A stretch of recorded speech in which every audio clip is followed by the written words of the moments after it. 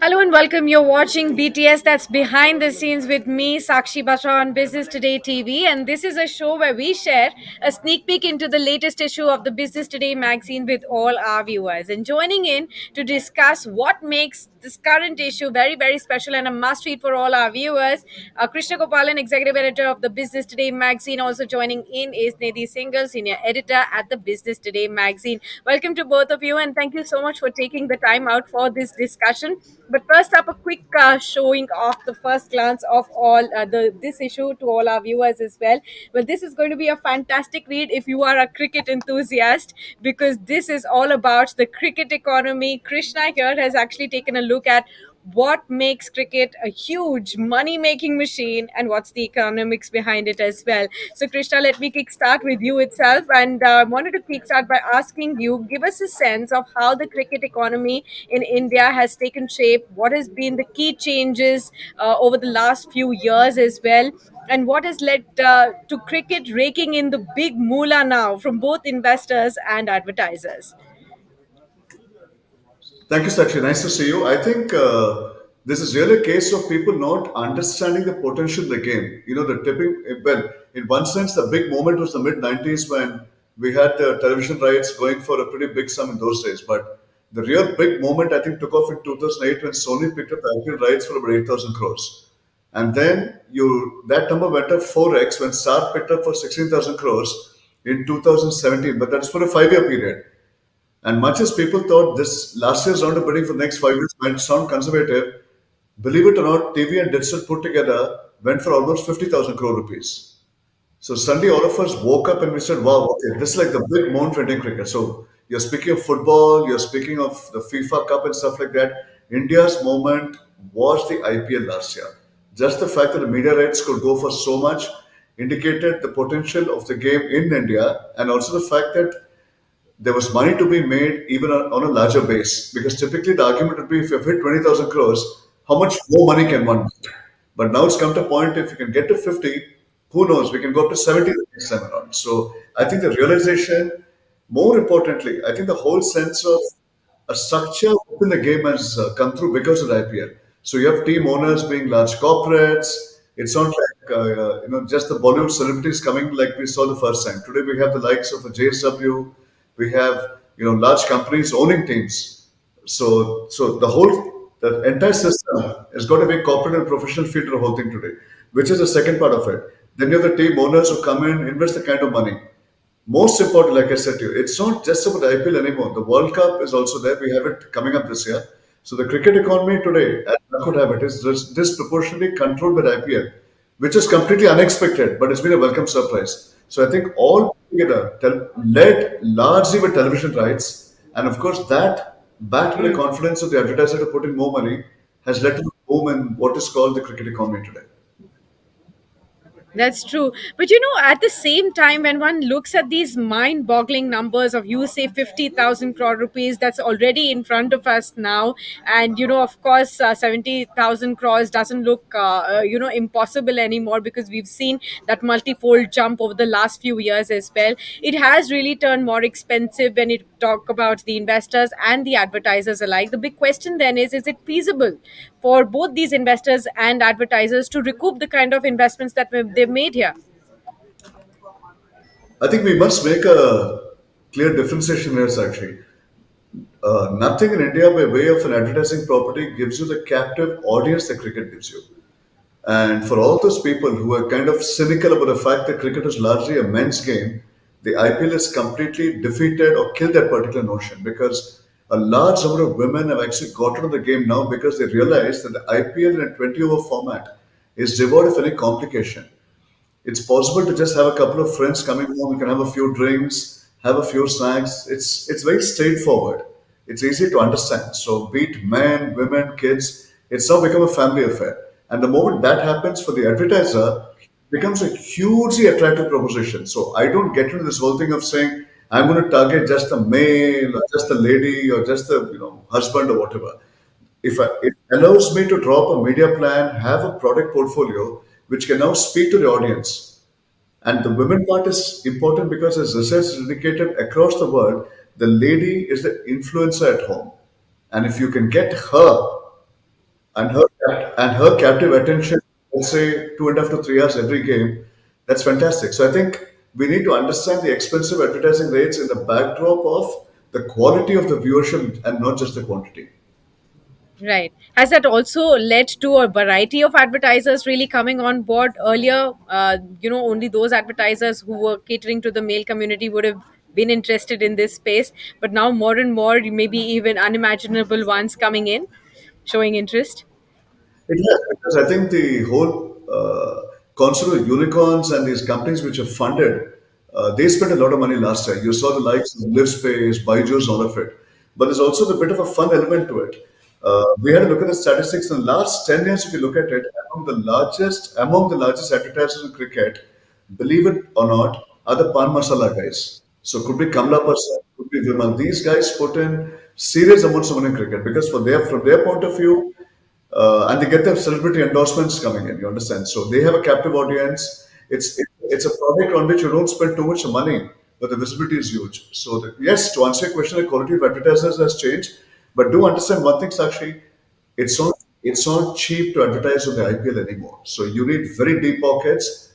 You need a lot of patience. And remember, you're speaking of about what 70 to 18 lakhs for a 10-second spot. So I mean, you're paying through your nose, if I may say so. Absolutely. And when you say that, what we're looking at is the World Cup now coming in, looking at the growing viewership numbers, the success of IPL coming up as well, there may as well be as much interest from the viewer side, perhaps, but it is going to be a test on both sides. One, on the viewer side, as to whether they will have the patience to really sit through the 50 over matches, and then, therefore, the kind of advertisements, that they can continue to see. On the other hand, for both the investors and the advertisers who've already paid through the nose, like you pointed out, will they have more capacity to shell out more for World Cup? Well, the World Cup is obviously a more affordable proposition, but there's a bit of a problem with the World Cup. Assuming India plays all its matches by not getting to the semi-final, we're going to have exactly 9 matches involving India, and there are 47 matches overall. So the money will go only to the 9 matches. You will not expect a large advertiser like Pepsi or whoever to put in cash on a match between Australia and England, for example. It doesn't make sense to them. It has to be an India Australia, India South Africa. Presumably, an India Pakistan match may not take place given this current scenario. But the bottom line is, it will not leave too much money for the World Cup, but it has also realized that the kind of reach the IPL has got, the World Cup itself is going to be a bit of a lesser viewership scenario, if I may say so, because IPL is completely heterogeneous.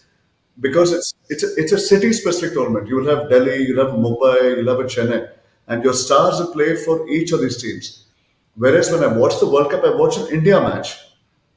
I watch a Rohit, I watch a Virat. Just here, I watch a Rohit playing for Mumbai. I watch a Virat playing for another, like Delhi, for example, or a Bangalore, for example.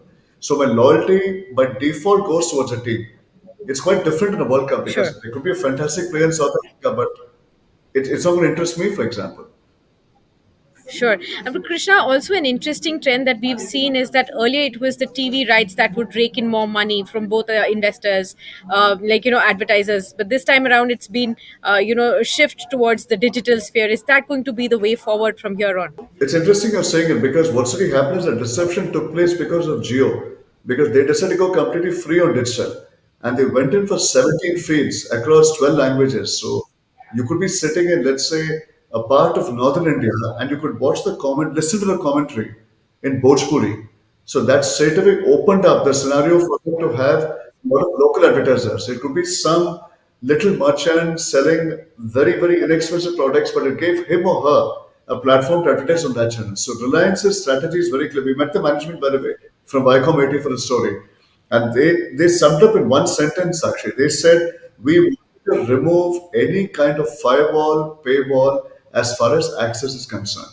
So from the viewer's point of view, you will get it free of cost, no questions asked.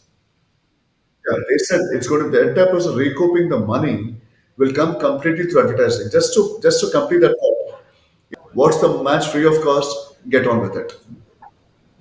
That's wonderful. That's wonderful. It'll be interesting to see how the investors and advertisers really look at the kind of money that comes back to them, of course, after making such huge investments. Of course, that will be something that we will have to continue to watch going forward from here. But very, very interesting insights. Thanks a lot, Krishna, for sharing all of that. Apart from the world of cricket and the cricket economy, there's also very, very interesting stuff in case you are a climate enthusiast as well, because Nidhi here has done multiple stories over here on sustainability, which is a critical element that is expected to define the future of corporate India and therefore the country as a whole as well. So, Nidhi, tell us about the stories covered in the ESG special here. Thank you, Sakshi. So this is the second report on ESG by Business Today. One came out last year, and this is the second one.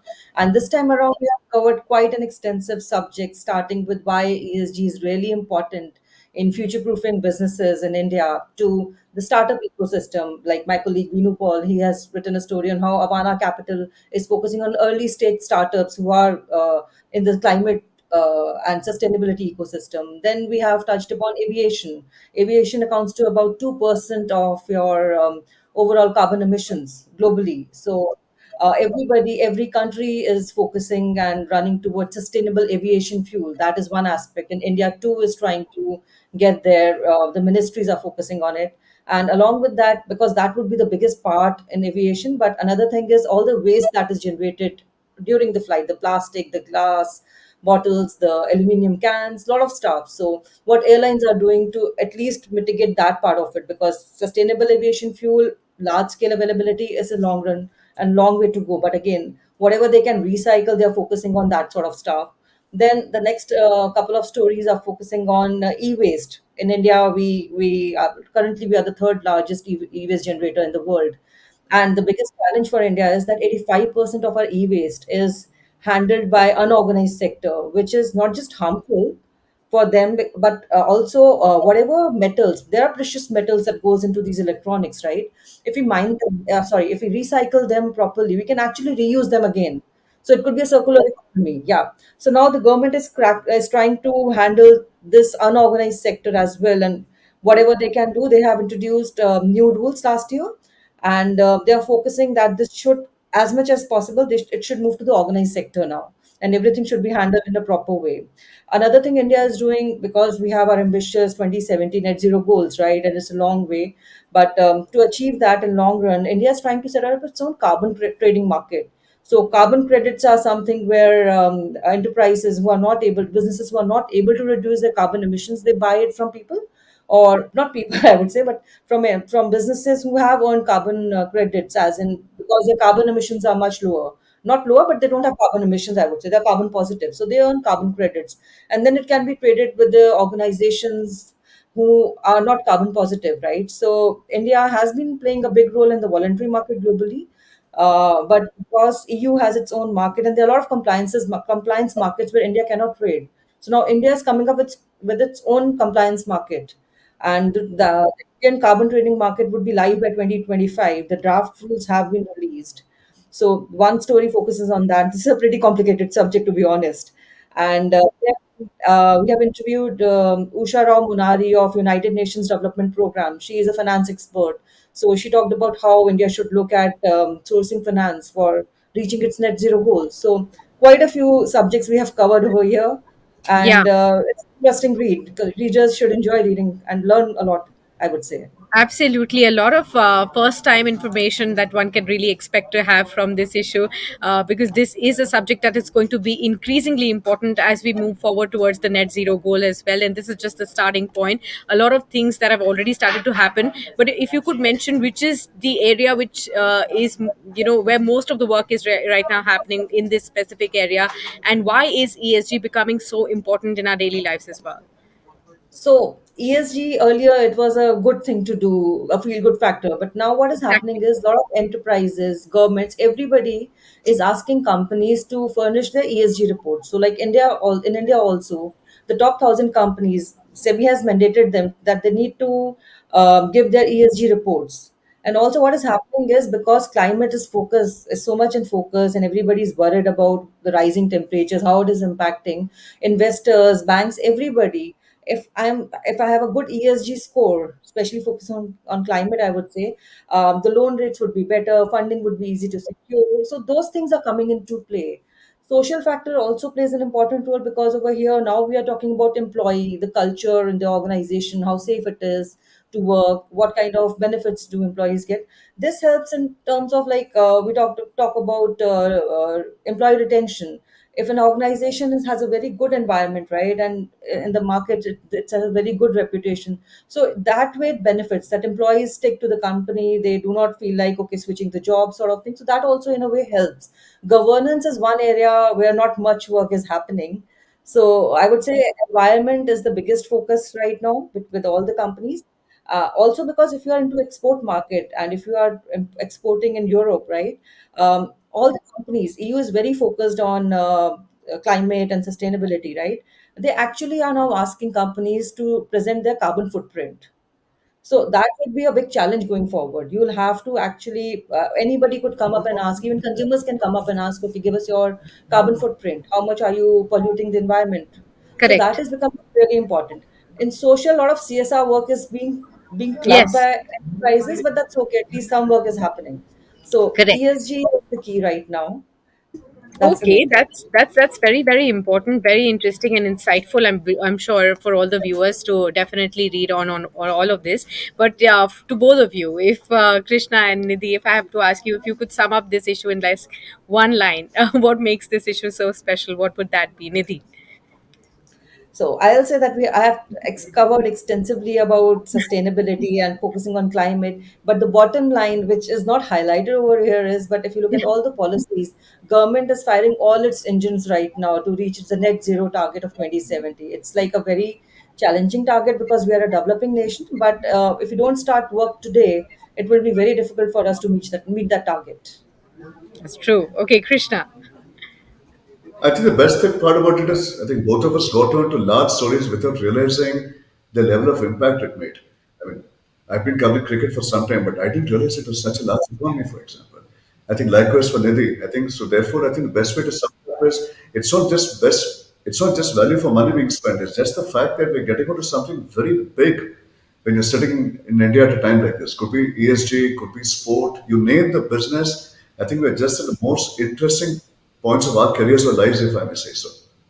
All right, and with that, many, many thanks, Krishna and Nidhi, for being with us on the show and discussing such wonderful insights with all our viewers as well. And with that, I urge all our viewers to please go out there and grab your copies. This is going to be a very, very interesting read for all of you out there, starting from the way cricket economy is taking shape to the way, climate change, how it is impacting our lives. But at the same time, sustainability is on top of the minds of both the government and India Inc. The way we are going to be achieving that net zero target and what's taking shape to achieve that by 2070. And with that, many, many thanks for being with us. And do stay tuned on to Business Today TV to catch all the updates from the world of business and stock markets coming up right up on your screens. Thank you.